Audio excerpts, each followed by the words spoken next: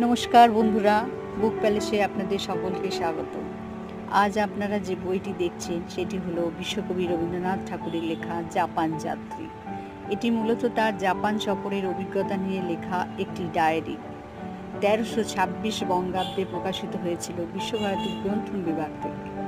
এই বইটিতে রবীন্দ্রনাথ ঠাকুর জাপান ভ্রমণের সময়কার সংস্কৃতি ও সমাজের প্রতি তার পর্যবেক্ষণ লিপিবদ্ধ করেছেন। গ্রন্থটির মূল বিষয় হলো ভ্রমণ অভিজ্ঞতা, সাংস্কৃতিক উপলব্ধি, রাজনৈতিক ও সামাজিক প্রেক্ষাপট, ব্যক্তিগত অনুভূতি, এই সব মিলিয়ে গ্রন্থটি বাংলা সাহিত্যের একটি গুরুত্বপূর্ণ ভ্রমণ কাহিনী হিসেবে বিবেচিত হয়।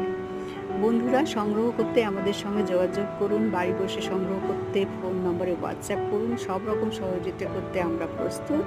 সাবস্ক্রাইব করে সঙ্গে থাকুন। নমস্কার।